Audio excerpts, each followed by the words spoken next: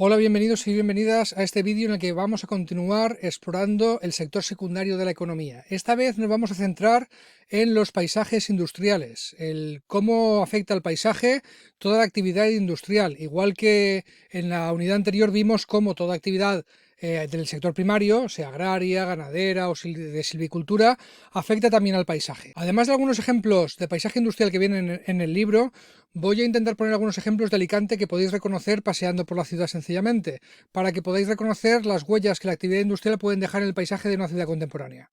Comenzamos. Ya estamos aquí con nuestra portada y, como ya hemos comentado, hoy nos dedicamos a los paisajes industriales, de Industrial Landscape. Los paisajes industriales van a depender mucho de la fase histórica en la que nos encontremos. No es lo mismo la huella que deja en el paisaje la actividad industrial de antes del siglo XIX que la de la revolución industrial, que la contemporánea, que la de la industria de hoy en día. La huella que deja en el paisaje es totalmente distinta. Por eso tenemos que analizar esto por las fases históricas que ha tenido el desarrollo de la actividad industrial. La primera es la actividad artesanal, antes de la revolución industrial, antes de las fábricas, antes de usar las máquinas que iban a vapor y que necesitaban carbón para funcionar y producir a saco. Se trabajaba en pequeños talleres industriales. Eso antes del siglo XVIII, siglo XIX. La industria moderna comienza con la primera revolución industrial, que empieza en el Reino Unido hacia 1750, mitad del siglo XVIII, y se va expandiendo por todo el mundo occidental. Esta primera revolución industrial dura hasta mitad del siglo XIX. Después viene la llamada segunda revolución industrial, cuando se introducen nuevas formas de nuevas tecnologías, nuevas fuentes de energía, etcétera, etcétera. Y va a durar hasta la mitad del siglo XX más o menos. A partir de la mitad del siglo XX, no en todos los países igual, algunos llegan mucho más tarde, pero a partir de la segunda mitad del siglo XX ya hablamos de industria contemporánea, que, como digo, el paisaje que genera va a ser totalmente distinto. Vamos a ver cada una. Sobre la industria artesanal, ¿vale? ¿Cómo era también llamada manufactura, manufacturing? La industria artesanal utilizaba herramientas tradicionales, ¿eh? Aquí vemos algún grabado de la época de antes del siglo XVIII y se usaba pues martillo, un escoplo, una mesa, una piedra, algo para picar encima para usted contar. Las fuentes de energía eran de baja potencia. La mayoría de veces fuerza o tracción animal y humana. Aquí vemos a unos señores dándole vueltas a un molino. Aquí vemos a un burro llevando barriles. Aquí vemos unos mecanismos rudimentarios para hacer una rueda de molino y que muela esto de aquí. Como mucho, se quema madera como fuente de energía. En el caso de las herrerías, por ejemplo, que necesitan un horno con calor. ¿Vale? Pero las fuentes de energía que se usan son de baja potencia. La manufactura, la producción tiene lugar en pequeños talleres. Los productos que generan este tipo de industria son unique, commission by customers, son únicos y encargados por los clientes, es decir, todos los productos son diferentes uno de otro. No hay dos vestidos iguales porque le encargas al taller textil de tu pueblo, de tu ciudad, el vestido para ti, a tu medida y a tu gusto. No hay dos estanterías o dos muebles iguales, o es difícil que los haya, porque se encargan a medida de las casas. O sea que los productos son únicos. Eso hace que sean escasos y caros, y que se destine su producción al mercado local, allí donde está el taller. Si tenemos un taller en una ciudad, pues se vende a esa ciudad y para usted contar. ¿Dónde se localizan estos talleres? Están muy distribuidos. Puede ser en el pueblo, puede ser en medio del campo, puede ser en una ciudad. O sea que en general no van a generar paisaje industrial alguno. O sea, no podemos decir, mira, estas construcciones son típicas del paisaje industrial de antes del siglo XVIII. Como están tan distribuidos, pues no van a generar un hito en el paisaje que podamos identificar. En el caso de las ciudades, sí que hay que decir que los talleres tendían a agruparse por oficios en una misma calle, de forma que había la calle de los carpinteros, la calle de los artesanos del hierro, la calle de los joyeros, ¿no? En muchos cascos antiguos de las ciudades grandes, todavía las calles del casco antiguo tienen un nombre de un oficio: calle Belluters, calle Fusters, calle Labradores, en Alicante, por ejemplo. O sea que tendían a agruparse en esas asociaciones que se llamaban gremios, que además físicamente solían estar en la misma calle. Pero esto no quiere decir que generaran un paisaje industrial que además perdure hoy en día. Saltamos de época. Vamos a la primera revolución industrial. Aquí las herramientas que se usan son nuevas máquinas con motores, como estas que tenéis aquí en la ilustración. Las fuentes de energía que usaban estas máquinas con motores era el carbón, porque hay avances tecnológicos como la máquina de vapor o motor de vapor, que es lo que va a impulsar estas grandes máquinas que van a hacer el trabajo pesado que antes era con tracción animal o humana o con fuentes de energía de baja potencia. La manufactura, lo que es la producción, va a tener lugar en nuevos edificios, que son grandes molinos o grandes fábricas, donde muchísimos trabajadores están haciendo solamente una parte del producto. Se empiezan a utilizar la producción en serie, la cadena de montaje, todos estos sistemas que hacen que haya muchísimos trabajadores, cada uno apretando una tuerca o cada uno montando una parte del producto, lo pasa al siguiente que monta otra parte del producto y al final pues se crea el producto final. ¿Qué hace este sistema de grandes fábricas, muchos trabajadores haciendo? Pues que los productos sean homogéneos, lo contrario de lo anterior, ¿vale? Que eran heterogéneos, que cada uno era distinto. Ahora son homogéneos, quiere decir que todos los productos son iguales. Se produce el mismo vestido o la misma estantería o lo mismo lo que sea. Los productos van a ser abundantes y baratos, al contrario que en el sistema artesanal, donde eran caros y escasos, y se destina a mercados distantes, que están distantes de donde está la fábrica, al contrario también que en la época anterior, donde era para el mercado local. Los principales sectores que se desarrollan en esta época van a ser primero la producción de hierro, la producción de acero y los sectores textiles. Después se va diversificando poco a poco, de manera gradual. ¿Dónde se localizan estas fábricas de la primera revolución industrial? Se localizan cerca de regiones mineras, porque van a necesitar el carbón, y también cerca de donde se producen otras fuentes de energía. Necesitan también el transporte, como ya hemos dicho que no van a vender su producción solamente en los alrededores de la fábrica, sino que la llevan a otros mercados. Hace falta que estemos cerca de infraestructuras de transporte, por ejemplo, cerca de puertos para embarcar mercancía o cerca de las estaciones de tren, puesto que el tren es un medio de transporte que se desarrolla en esta época, que se inventa en esta época. ¿Cómo va a ser? Ahora sí, estas fábricas de la primera revolución industrial sí que generan un paisaje industrial, sí que generan una visión del paisaje que podemos identificar. Esta estaba compuesta por chimeneas de las fábricas, altas, hechas de ladrillo generalmente, para que salga por ahí el humo que genera el carbón con el que alimentamos las máquinas, generalmente máquinas de vapor en esta época. También el paisaje que genera en esta época es de viviendas para los trabajadores que no tenían condiciones de salud, unsanitary, no tenían buenas condiciones de salud, eran insalubres, ¿vale? Unsanitary. Es una época de muchísima contaminación. ¿Qué tiene también este paisaje? Vías de tren, railways, ¿okay? Y en general la contaminación que generaban las fábricas era muy alta. Las áreas industriales en esta época se les llama black countries, sobre todo en el Reino Unido, países negros, ¿vale? Por el hollín y que va a generar esa combustión de carbón. Va a hacer muchas nubes negras de contaminación que en el caso de las casas de los obreros pues se van a quedar allí. Todavía no habían llegado estudios sobre salubridad, como el del movimiento higienista, pues que abogaba por casas bien ventiladas, donde diera el sol y que generó un nuevo tipo de casa en los años posteriores. Pero en esta época las viviendas de los obreros, salvo excepciones que comentaremos, pues eran bastante insalubres. Vamos a ver algunos ejemplos. Esto es una fábrica con máquinas de vapor aquí identificables de la primera revolución industrial, con sus chimeneas altas hechas de ladrillo por las que va saliendo el humo, ¿no? de la combustión de los motores. Esto es un paisaje industrial de esta época también de Birmingham, en el Reino Unido. Es un área muy contaminada, un black country de los que se llama en la época, y además observamos que está cerca de un puerto, para que salgan por aquí las mercancías que se está generando. Vamos a ver el caso de Alicante, donde esto de situarse cerca de los puertos y las estaciones de tren, todavía hoy en día podemos observar algunas huellas de esto. Alicante no es una ciudad que se industrializa durante el principio de la revolución industrial, pero sí que nos llegan algunas fábricas ya en el siglo XIX, como podemos ver todavía hoy en la ciudad. Aquí tenemos una estación de tren de mercancías, ¿vale? Que hoy en día está ocupada por Casa Mediterráneo, pero esta es la antigua estación de Benalúa, que algunos llaman estación de Murcia. Está, si veis, al lado del puerto, Esto era el puerto pesquero de Alicante, lo que hoy es el puerto pues, recreativo de yates, de embarcaciones de recreo, pero antes era el puerto pesquero. Y aquí hemos tenido siempre el puerto industrial para la salida de mercancías, sobre todo en esta zona de aquí donde hay depósitos, ¿no? Esta foto área de Alicante es de los años 60 y como digo también podemos ver algunas huellas. La primera estación de tren de Alicante es la llamada Estación de Madrid, la que está en el centro, al final de la avenida de la estación. Es una de las primeras de España. ¿Dónde se ponen las fábricas en la época en la que llega el tren? Cerca del tren.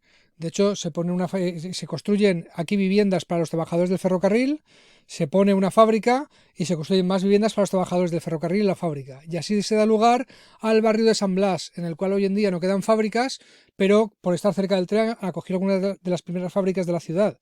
Luego aquí en este área, cerca de la segunda estación de tren solamente para mercancías, pues teníamos que se instalaron bastantes industrias y fábricas.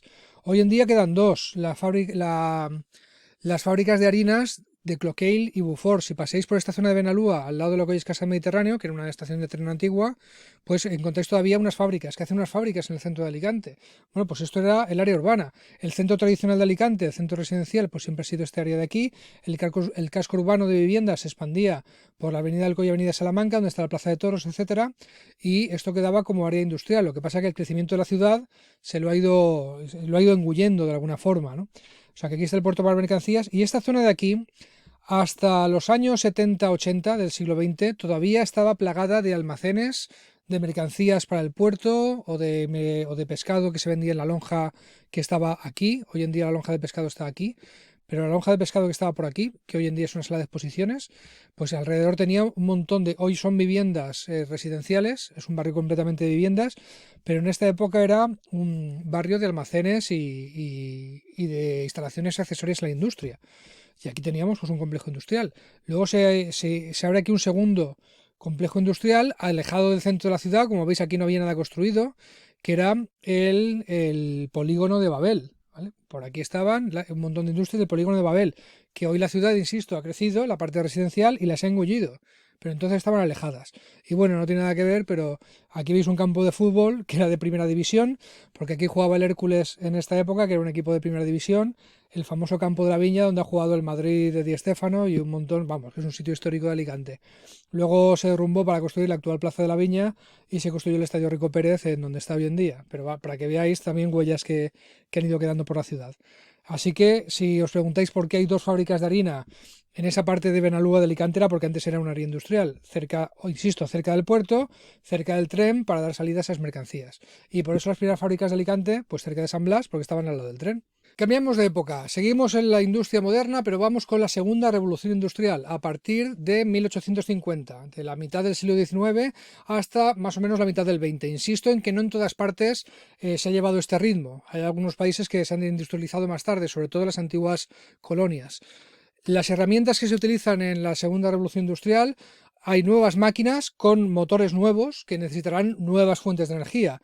Por ejemplo, hay motores eléctricos que van a necesitar electricidad, hay motores de pistones que van a necesitar petróleo, fuentes de energía que no se usaban en la primera revolución industrial, donde el carbón gobernaba supremo sobre las máquinas de vapor.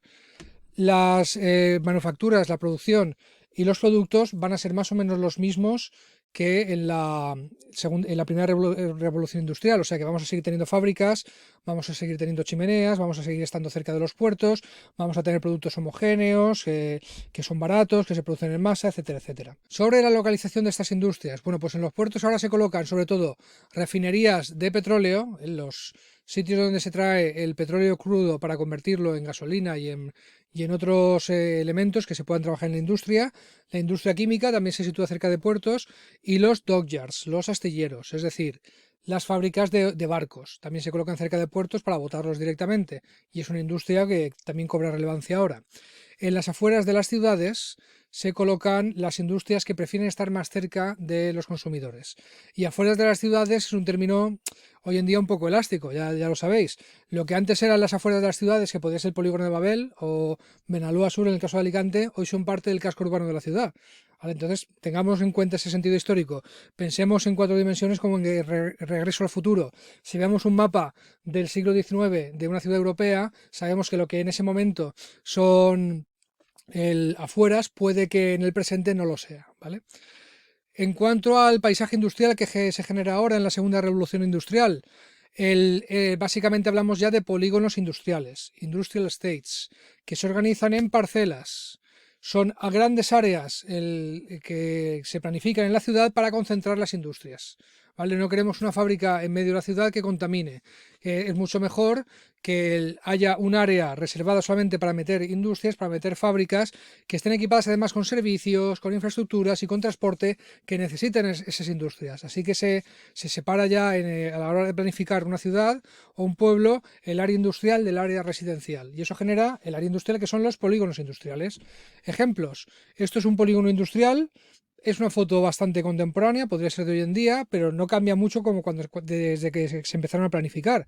Aquí tenemos el área residencial de esta ciudad, con sus edificios de viviendas, y alejado de ella, en las afueras, pues tenemos plantas fabriles, fábricas, almacenes, oficinas, transportes, un montón de industrias que a lo mejor les hacen falta a otras industrias, servicios, etcétera, para desarrollar la actividad industrial separada de la actividad residencial. Este mapa esta es una foto de Google Maps de hoy en día de Alicante. Esta es de hoy en día, no es de siglo pasado. Aquí tenéis el centro de Alicante, el puerto, que hoy en día ya no es pesquero, el puerto pesquero está aquí. Aquí tenéis la estación de tren, luceros, en fin, lo identificáis. El estadio de Hércules ahora está aquí. Bien, aquí tenemos el barrio de Benalúa, que ya hemos dicho que todavía quedan esas fábricas, vestigios del pasado industrial del área. El polígono de Babel, uno de los primeros polígonos que se plantearon, si paseáis por esta zona del polígono de Babel, ¿no? La calle Metalurgias, que tiene el nombre de industrias, por ejemplo, etcétera, pues vais a ver unas calles que son solamente de industrias, ¿no? Y que son solamente de naves industriales. Todavía quedan por allí. Claro, cuando se planeó esto estaba en las afueras, pero hoy la ciudad lo ha engullido. Lo que sí que tenemos el planeado desde el final del siglo XX, sobre todo con el Plan General de Ordenación Urbana de los años 80, tenemos el polígono de la carretera de Ocaña, el polígono industrial del Pla de la Bayonga, el polígono industrial de las Atalayas, ¿vale? Grandes áreas solamente de empresas, de industrias y de servicios que les pueden hacer falta, que están muy separados de la ciudad, como veis, muy separados del área residencial, ¿vale? Aquí viviendas, servicios, etcétera, zonas deportivas, y aquí las áreas industriales. Eso es un polígono industrial, grandes áreas de la ciudad separadas de la zona residencial para acoger industrias, infraestructuras y servicios que les hagan falta. Vamos ya cambiando de época con la industria contemporánea, la de hoy en día, la que empieza, para hacernos una idea, en la mitad del siglo XX, que llega hasta nuestros días. El paisaje industrial, como veréis, que va a generar es completamente distinto al que se generan en las anteriores. ¿Qué herramientas se usan ahora? Nuevas tecnologías, microelectrónica, sistemas de computación, telecomunicaciones. Esto permite el uso de máquinas controladas por ordenador y de robots industriales. También se utilizan nuevos materiales, polímeros, cadenas largas. La definición os la pueden dar mejor en clase de química, pero vienen a ser cadenas largas de moléculas de varias que se unen. El nylon, por ejemplo, es un polímero, es un tejido que se puede trabajar como cualquier otro tejido, como cualquier otra tela, pero que está hecho de varias moléculas que se unen. Eso le da una resistencia que no te la da el algodón, por ejemplo. El Kevlar, el Nomex también son materiales experimentales. El Kevlar es muy resistente. El Nomex, por ejemplo, es un material ignífugo que no se quema. Se usa para hacer trajes de bomberos, por ejemplo. Las nuevas fuentes de energía que se utilizan, pues ahora se han introducido la energía nuclear y las energías alternativas también en los procesos industriales. Las manufacturas, el proceso de producción tiene lugar en pequeños establecimientos, en pequeños lugares, en las que las fases de la producción se dividen entre ellos. Puedo tener un edificio donde se realiza una parte del montaje, puede tener un edificio donde se realiza otra parte del mismo, y se va pasando de unos a otros la cadena de producción, ¿no? Luego también los trabajadores los podemos dividir en manufacturadores, gente que manipula las máquinas, que son mucho menos que antes, muchas menos personas que en las fábricas de la segunda revolución industrial, pero están muchísimo más cualificados para manejar esas máquinas. Luego hay otros trabajadores que no son manufacturadores, de servicios que tienen relación con ellos. Oficinas de investigación, de innovación, de marketing, de diseño. pues no son los que montan el producto, pero su trabajo hace que se monten productos de una forma distinta y cada vez mejor, más barata, más eficiente, etcétera. Esta distinción entre trabajadores tiene un nombre clásico: trabajadores de cuello azul y trabajadores de cuello blanco. Y esto hacía referencia a los trabajadores, porque el mono de trabajo en muchas fábricas era de color azul. Entonces la gente que hace el trabajo manual, el trabajo de obrero clásico, etcétera, pues se les suele llamar de cuello azul por el cuello que tenían esos monos. Y los otros que trabajaban en oficinas, generalmente con traje y corbata, y las camisas solían ser blancas, pues se les llamaba de cuello blanco, ¿no? Trabajadores de cuello blanco, trabajadores de cuello azul. Productos que se generan en la industria contemporánea. Estamos hablando de productos en serie, y son series cortas de productos muy diversas y baratas, que se adaptan, ahora podrían hacerlo, al gusto de los consumidores. Si os dais cuenta, estudiando la historia, es un poco mezcla de la revolución industrial primera y de la artesanal. O sea, podemos hacer series cortas de productos, no son productos únicos ni mucho menos, pero ahora podemos lanzar una edición de 1000 vestidos, por ejemplo, en vez de hacer a saco para el mercado, ediciones limitadas de productos que se pueden adaptar a los gustos de diversos nichos de consumidores. A mí me gustan los vestidos de este tipo, hay pocas personas que le gustan, pues hago esta serie pequeña, etcétera, etcétera. Y su producción ya no es para mercados distantes solamente, sino para el mercado global. Hoy en día básicamente puedes fabricar cualquier cosa y venderla en todo el planeta, sobre todo desde que el comercio electrónico se ha desarrollado y desde que también se desarrolló el transporte de mercancías. Así que estamos en un mundo, en un momento de actividad industrial en donde produces poco, series cortas, quiero decir, adaptadas al gusto del consumidor y que puedes intentar venderlas en todo el planeta si tienes la infraestructura y sabes cómo hacerlo. Los principales sectores que se desarrollo hoy en día son las industrias telemáticas, la microelectrónica, las industrias del láser, la aeronáutica, la biotecnología y los nuevos materiales. Sin ir más lejos, en Alicante, por ejemplo, hay varias industrias que están desarrollando grafeno, un nuevo material para construir aparatos electrónicos, del cual creo que vamos a oír hablar bastante en el futuro. Es un ejemplo de nuevo material, ¿no? Vamos a ver ya cómo es el paisaje industrial que genera esta industria contemporánea. Mucho más diverso que la otra vez. Vamos a ver básicamente 4 tipos de paisajes. El que generan en el paisaje actual las industrias tradicionales, las que vienen de la época moderna, los parques científicos o hubs de alta tecnología, los polígonos industriales o parques industriales y los complejos industriales. Vamos a ver cada uno. ¿Qué ocurre con las fábricas de la época moderna, que todavía nos llegan algunos restos en nuestra época? Se han quedado totalmente obsoletas, outdated, se han quedado totalmente anticuadas, sobre todo desde una crisis que hubo en los años 70.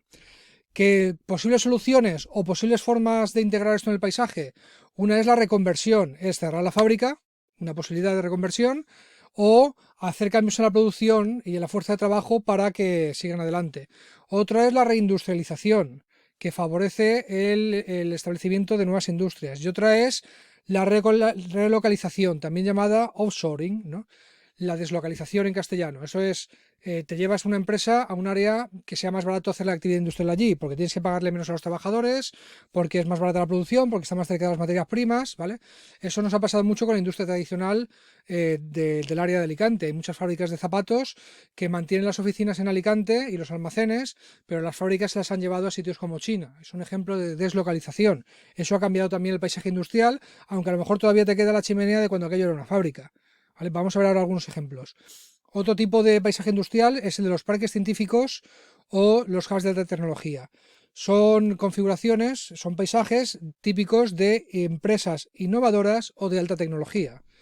Generalmente se colocan cerca de las ciudades que más han florecido económicamente para atraer al talento, para hacerle atractivo a los trabajadores y trabajadoras que se vengan a trabajar allí. Estos parques científicos o hubs de alta tecnología, que ahora veremos ejemplos, proveen de un punto de encuentro a trabajadores cualificados, apoyo de infraestructura y de servicios avanzados. Si os digo el nombre de Silicon Valley, seguro que os suena. Es donde se concentran en Estados Unidos la mayoría de empresas punteras del sector de la informática y de las telecomunicaciones. Es muy famoso, ¿no? Es en un área cerca que te encuentras a Google, te encuentras a Apple, te encuentras a Facebook, te encuentras a las grandes empresas punteras de nuevas tecnologías, ¿no? Eso sería un hub de nuevas tecnologías. Luego también tenemos los polígonos industriales, que ya los conocemos, y los parques industriales. La única diferencia es que los polígonos industriales solamente tienen industrias y los parques industriales también incluyen edificios de oficinas. Estos acogen otras industrias tradicionales que han dejado los centros urbanos, ¿no? Es una forma de haberse reconvertido de estas industrias tradicionales. Y luego tenemos los grandes complejos industriales. Estos son típicos de países que se han industrializado hace poco. Se colocan cerca de los puertos para exportar los productos, y hay que decir que en estos países, pues por la regla general, no todos, pero por regla general, su legislación medioambiental brilla por su ausencia. Así que son áreas que tienen industrias que contaminan muchísimo.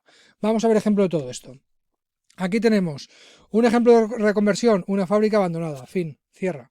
Pero se queda en el paisaje, no han derribado el edificio, quizá como un resto de arqueología urbana, que se dice, o porque no ha habido un plan o dinero para hacerlo. Una fábrica abandonada. Genera paisaje industrial, pero ya no tiene actividad.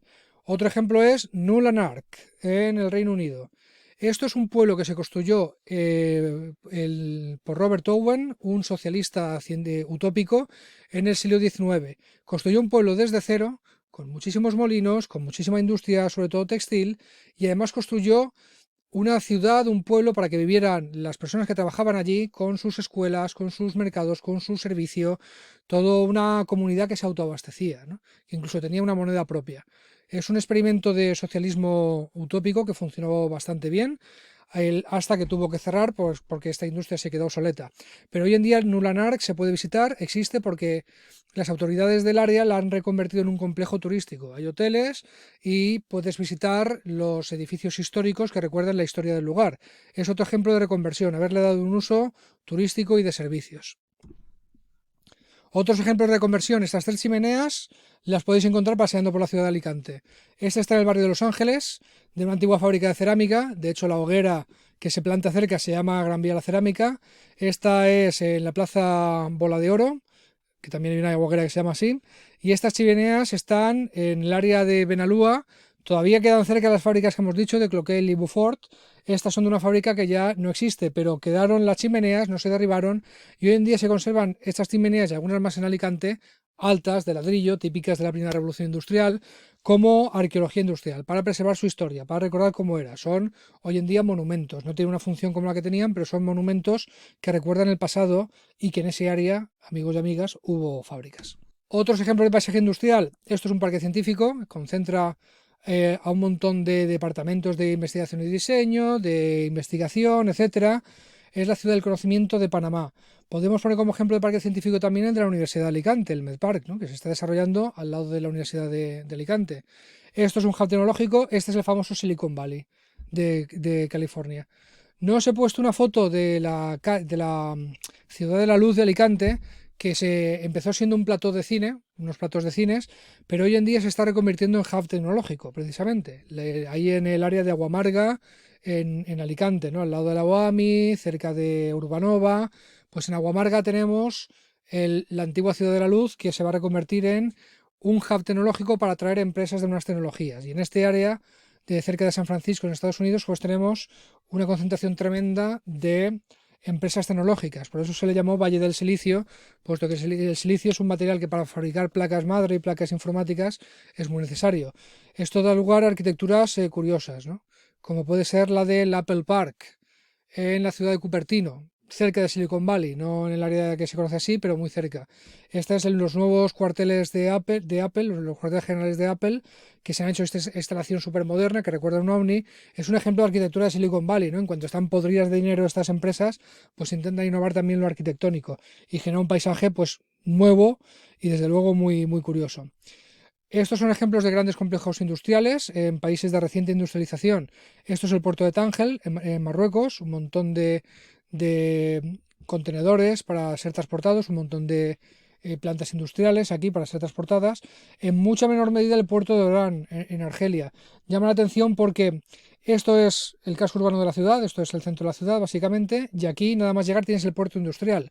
En Alicante, hoy en día la fachada marítima que hay enfrente de las viviendas es distinta, son solamente embarcaciones de recreo, ves yates y barcos de paseo. El puerto industrial está separado de la visual de las viviendas del centro. Está más orientado hacia Benalúa Sur, etcétera, etcétera. Pero en Orán esto no ocurre. Aquí hay plantas industriales, aquí están los barcos de mercancías y convive con los edificios de viviendas que están a un palmo. No es tan evidente como el puerto de Tánger, donde se ha construido esta instalación pensando que fuera un gran complejo industrial, pero aquí el desarrollo industrial pues ha sido distinto. Una ciudad muy parecida a Alicante, que estamos hermanados con ella, por cierto, Orán, que merece la pena visitar. Bueno, y hasta aquí el vídeo de hoy, y aquí están vuestras preguntas de control para contestar en aules. ¿Por qué hay dos fábricas de harinas hoy cerca del mar en el barrio de Benalúa? ¿Por qué se instalaron allí originalmente? Y la otra, where in Alicante a technological hub have been started to be created. ¿Dónde se ha empezado a crear un hub tecnológico en Alicante hoy en día? Bueno, pues hasta aquí la lección de hoy sobre paisajes industriales. De lo que quiero que os llevéis sobre todo es el ser capaces de reconocerlo cuando los veáis. Especialmente en lo que tenemos más cerca, en la ciudad de Alicante, hay bastantes huellas de la arqueología industrial que podéis identificar. Y ahora espero que gracias a la lección de hoy pues podéis poner un poquito en su contexto y saber de dónde vienen.